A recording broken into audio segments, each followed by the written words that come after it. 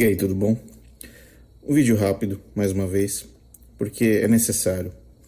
Quando nós falamos dos pastores adventistas e que eles são pessoas que deturpam a palavra de Deus e fazem qualquer argumento para jogar a Bíblia no lixo, para jogar a palavra de Deus no lixo, para cuspir na palavra de Deus e elevar Ellen White, muitas pessoas não gostam. Eles acham que nós estamos exagerando. Muito bem. Você vai ver um vídeo agora. Vou deixar esse vídeo inteiro, a resposta inteira, a argumentação inteira. Em seguida, nós vamos dizer para você e provar para você quão desconectado um pastor adventista está da realidade, da verdade, da palavra de Deus. É importante você entender isso. Se você é um adventista sétimo dia, você está entregando a sua vida espiritual para essa igreja. Você está entregando a influência espiritual sobre a sua vida, dos seus filhos, da sua esposa. Você como sacerdote da sua casa. Você como homem da sua casa. Você está entregando para a igreja adventista uma organização que é desconectada da palavra de Deus. Expondo a sua família ao risco de uma interpretação dúbia, errada e, eu vou dizer, no mínimo, nefasta do que significa a palavra de Deus. Assiste esse vídeo, tá? E a gente volta no final. É verdade que Ellen White fala que índios e escravos não irão acordar para serem julgados? Que simplesmente eles não serão salvos nem perdidos?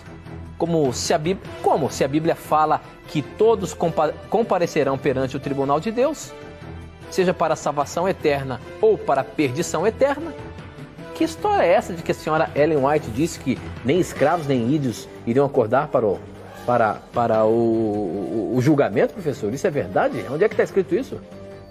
Essa é uma compreensão equivocada de uma citação de Ellen White, né? Primeiramente, eu não lembro agora o livro onde está escrito, mas eu lembro sim do assunto.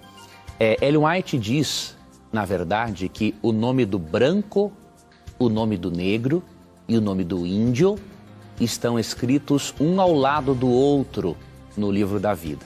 Então, primeiro ponto, ela iguala todas as pessoas. Ellen White não era racista, como alguns críticos bastante maldosos alegam por aí, né? Ellen White não era racista, como alguns críticos bastante maldosos alegam por aí, né? Um outro detalhe importante. Ellen White, nos seus escritos, menciona, assim, dois tipos de escravos. Ela menciona um tipo de escravo que, obviamente, estará no reino dos céus. Ele viveu segundo a luz que ele tinha. Agora, tem um grupo de escravos que realmente ela menciona como se eles não tivessem existido. Em que sentido ela fala isso? Ela fala de um grupo de escravos que não conheceu outra coisa na vida senão o açoite do seu senhor. E essas pessoas foram criadas tanto abaixo do porrete, diríamos assim, que essas pessoas não conseguiram, dessas pessoas não conseguiram desenvolver uma mente, uma racionalidade suficiente para poder dizer um sim para Deus, até mesmo em pensamento. Ela menciona nos seus escritos que, de acordo com o que ela recebeu de revelação de Deus, que algumas dessas pessoas, eles não são todos os escravos, não. É um grupo muito específico que não conheceu algo além do açoite do seu senhor, né? Esse grupo muito específico que não teve um desenvolvimento mental, ela comenta, né, que Deus, na sua misericórdia, os tratará como se nunca tivessem existido, ou seja, não serão ressuscitados nem para se perder e nem para ir para o céu. Agora, quando o texto bíblico fala em Romanos 14:12, 2 Coríntios 5:10, de que todos comparecerão perante o tribunal para a perdição ou salvação, veja, isso se refere a todos os seres humanos que podem dizer um sim ou não para Jesus. Ellen White fala de um grupo, de uma minoria de escravos que não podem nem dizer um sim nem um não. Então, neste caso, ela não está contradizendo o texto bíblico. Agora, obviamente, amigo telespectador e ouvinte, Esta é uma das citações de Ellen White que para muitos de nós ela é difícil de ser aceita, porque nós temos um padrão de justiça muito pessoal e nós não temos como entender os padrões de justiça de Deus. E nós não temos como entender os padrões de justiça de Deus. E nós não temos como entender os padrões de justiça de Deus e como Deus se revela a um profeta. Agora, para você que crê no dom profético dado a Ellen White, você vai saber, né, que Deus se revelou a ela, não é? Ela nunca disse algo que não possa, pelo menos, ter um embasamento bíblico. Ela nunca disse algo que não possa, pelo menos, ter um embasamento bíblico. E, obviamente, que alguns detalhes a mais daquilo que é revelado para ela, ela apresenta nos seus escritos. Que alguns detalhes a mais daquilo que é revelado para ela, ela apresenta nos seus escritos. Porém, estude os seus escritos de uma forma ampla, para você não correr o risco de interpretá-la mal através de citações isoladas. Você entendeu o que eu quis dizer agora? Percebeu os absurdos? Mas, se você não percebeu os absurdos, eu deixei aqui anotado rapidamente 5 pontos. Então você vai ler o texto junto comigo, que Ellen White escreveu, que ele mencionou aí, e em seguida nós vamos quebrar esse texto em 5 partes e vamos refutá-lo em 5 partes. Cada parte do texto merece a sua própria refutação, ok? Então acompanhe aqui comigo, eu vou para a parte número 1, que é a leitura do texto, tá? Olha o texto da Ellen White.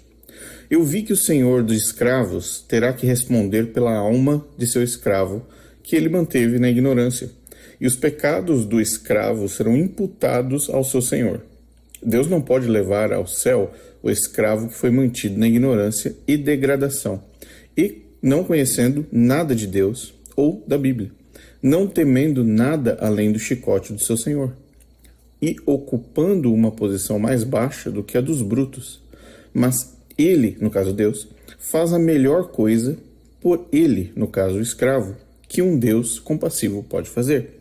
Ele permite que ele seja como se não tivesse existido, enquanto o Senhor, no caso o Senhor dos escravos, deve suportar as 7 últimas pragas e então vir na segunda ressurreição e sofrer a segunda e mais terrível morte. Então, a justiça de Deus será satisfeita. Primeiros Escritos, página 276. Então, esse é o texto, tá? Esse é o contexto aí. Muita gente fala, não, recorte, contexto, tudo bem. Esse é o texto, esse é o que ela falou. E olha lá em cima em amarelo que eu coloquei ali, eu vi. Então, isso não está vindo da mente dela, está vindo como se fosse uma visão, né? Uma ideia que o inimigo plantou na cabeça dessa pessoa perturbada chamada Ellen White. Vamos à refutação? Então vamos lá. Parte número 1. Isso porque o Leandro Quadros disse que Ellen White não fala nada que não está embasado na Bíblia, né? Parte número 1, está aqui na tela para você. Parte número 1 do texto. Eu vi que o senhor de escravos terá que responder pela alma do seu escravo, que ele manteve na ignorância, e os pecados do escravo serão imputados ao seu senhor. O que a Bíblia diz? Vamos usar somente a Bíblia, ok? Ezequiel 18:20. A alma que pecar, essa morrerá. O filho não levará a culpa da iniquidade do pai, nem o pai a culpa da iniquidade do filho. A justiça do justo ficará sobre ele, e a impiedade do ímpio cairá sobre ele. Ezequiel 18:20, está escrito aqui.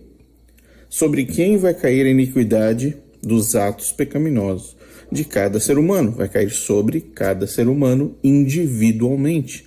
Senhor de escravo vai receber o julgamento pelos seus pecados, o escravo vai receber o julgamento dos pecados do escravo. Separado, 2 coisas completamente separadas. Quer mais um para esse tópico? Vamos lá. Romanos 14:12. Assim, pois, cada um de nós dará conta de si mesmo a Deus. Esse vídeo poderia parar aqui agora, porque logo no começo, logo na introdução, nessa primeira parte, existem 2 textos bíblicos, 2 textos bíblicos, suficientes para refutar Ellen White, refutar Leandro Quadros e todos esses seguidores dessa falsa profetisa, essa profetisa do diabo, ok? Ah, não, ela nunca fala nada que contradiz a Bíblia. Não é Michelson Borges, não é verdade? Muito bem, tá aqui. Primeira parte, parte número 1. Parte número 2, o texto dela, tá? Vamos lá? Deus não pode levar ao céu o escravo que foi mantido na ignorância e degradação, não conhecendo nada de Deus ou da Bíblia. Vamos lá para a Bíblia então, vamos falar da Bíblia.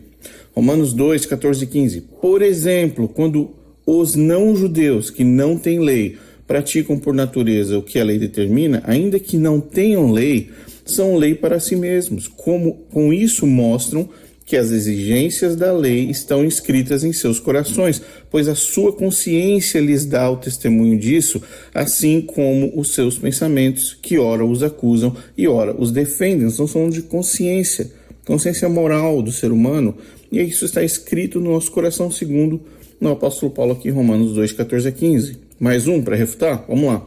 Romanos 1, 19 e 20. Porque o que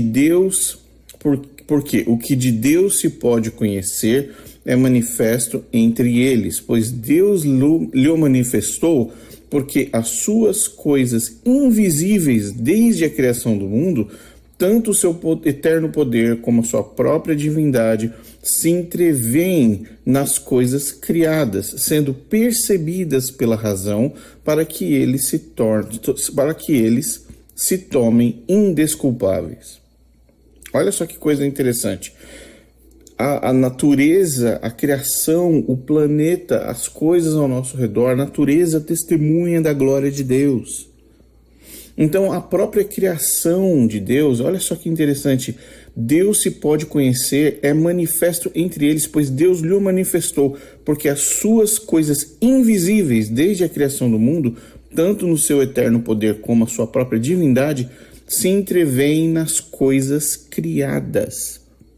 Você está de frente para a natureza, você está no topo de uma montanha, você está no amanhecer do sol, você está olhando a praia ou o mar, você está vendo a criação de Deus, você está vendo Deus ali manifestado na sua própria criação. Isso aqui foi Deus que criou a beleza da natureza, a beleza dos pássaros, o canto. Olha só a criação de Deus. Então, mesmo que um ser humano não tenha noção de quem é Deus, de quem é Cristo, etc, etc, ele é capaz, a natureza fala, proclama a glória do Senhor. Está escrito em Salmos. Então, essa segunda parte de Romanos 1,19 refuta logo a primeira parte, na segunda parte também, de Ellen White. Terceira parte, vamos lá. Não temendo nada além do chicote do seu senhor e ocupando uma posição mais baixa do que a dos brutos. Muito bem. Então, o escravo que estiver nessa condição aqui, ele vai ser como se não tivesse existido. Deus vai literalmente aniquilá-lo de forma como se ele nem tivesse vindo ao mundo, nunca tivesse estado no ventre da mãe dele. Não é isso? Então, tudo bem. Vamos lá. Gálatas 3:28, Ellen White. Não há judeu nem grego, não há escravo nem livre, não há homem nem mulher, porque todos vós sois um em Cristo Jesus. E ele fala aqui, Paulo fala sobre os termos escravo, livre, homem, mulher, judeu, grego. Você está embaixo do chicote ou você é o Senhor dando a chicotada? Porque todos vós sois um em Cristo. O ser humano, ele não é distinto pela qualificação que ele exerce, que ele está posicionado. Ele é um escravo, então agora é um escravo rebaixado, ele é pior que um bruto, então para Deus é como se ele não tivesse existido. Essa classificação de uma mulher que se diz profetiza de Deus, tá? Mas ela teve tantas visões, mas ela nunca teve visão da Bíblia, né? Porque está aqui escrito na palavra de Deus, em Gálatas 3:28. Mais um, Colossenses 3:11. Nisto não pode haver grego, nem judeu, circuncisão, nem incircuncisão, bárbaro, cita, escravo ou livre. Antes, Cristo é tudo em nós. Ele foi lá direto ao ponto, ele deu mais detalhes aqui ainda. Bárbaros, olha só que coisa. Ele deu todos os exemplos, né, dentro do contexto daquela época que poderiam quantificar o quanto um ser humano valia para a sociedade. Ellen White, na sua ampla capacidade de visão como mensageira do Senhor, ela não conseguiu ter uma visão clara de Colossenses 3:11. Agora, se essa mulher não foi guiada ou não foi de fato uma sacerdotisa de Satanás, eu não sei literalmente como definir. Vamos para a próxima. Para você diminuir o ser humano a nada, a resto, né? Você tem que ser algo muito pior. Vamos lá. Quarta parte. Mas ele, Deus, faz a melhor coisa por ele que um Deus compassivo pode fazer. Ele permite que ele seja como se não tivesse existido. Isso aqui é a boca do diabo em Ellen White. Isso aqui é a boca do diabo em Ellen White, tá bom? Vamos repreender com a palavra, né? Vamos repreender com a palavra de Deus. Vamos lá. João 3,17. Porque Deus enviou o seu Filho ao mundo, não para que condenasse o mundo, mas para que o mundo fosse salvo por ele. O mundo. Então, o Deus compassivo de Ellen White faz com que um escravo nem sequer pareça que tivesse existido. O Deus que está escrito em João 3,17 diz: porque Deus enviou o seu Filho ao mundo, não para condenasse o mundo, mas para que o mundo fosse salvo, o mundo fosse salvo por ele, todos. 1 Timóteo 2, de 3 a 4, pois isto é bom e agradável diante de Deus, nosso Salvador, o qual deseja que todos os homens sejam salvos e venham ao pleno conhecimento da verdade. Todos lendo quadros. Última parte. Enquanto o Senhor deve suportar as 7 últimas pragas, e então vir na segunda ressurreição e sofrer a segunda e mais terrível morte, então a justiça de Deus será satisfeita. Vamos lá? Deixa a palavra falar. João 3,17. E vi os mortos grandes e pequenos que estavam diante do trono, e abriram-se outros livros, que é o livro da vida, e os mortos foram julgados pelas coisas que estavam escritas nos livros, segundo as suas obras. E deu o mar os mortos que nele havia, e a morte e o inferno deram os mortos que neles havia, e foram julgados cada um segundo as suas obras. Então você tem mortos em diversas situações que estão aqui sendo julgados pelo que eles fizeram individualmente, cada um ali de acordo com seus atos. Por último, João 5, 28 e 29. Não vos maravilheis disso, porque vem a hora em que todos, deixa eu repetir aqui para você, todos os que estão nos sepulcros ouvirão a sua voz. E os que fizeram o bem sairão para a ressurreição da vida, e os que fizeram o mal para a ressurreição da condenação. Todos os que estão nos sepulcros. Ou Ellen White era uma analfabeta, ou ela era guiada pelo diabo. Tem aqui 2, 4, 6, 8, 10 versos. 10 versos bíblicos que refutam esse escândalo que Ellen White promoveu em um dos seus textos. E vem o Leandro Quadros dizer que Ellen White não fala nada que não tem embasamento bíblico. Ela nunca disse algo que não possa, pelo menos, ter um embasamento bíblico. Ela nunca disse algo que não possa, pelo menos, ter um embasamento bíblico. E, obviamente, que alguns detalhes a mais daquilo que é revelado para ela apresenta nos seus escritos. Ou o Leandro Quadros é um mentiroso, um canalha, ou ele é um cara que está completamente possuído dentro do estúdio do Novo Tempo, representando o mesmo espírito que estava dentro de Ellen White quando ela escreveu essa barbaridade. Esse é o adventismo do sétimo dia. Leandro Quadros jogou todos esses 10 versos na lata do lixo para defender o lixo que Ellen White escreveu. É isso que é o adventismo do sétimo dia.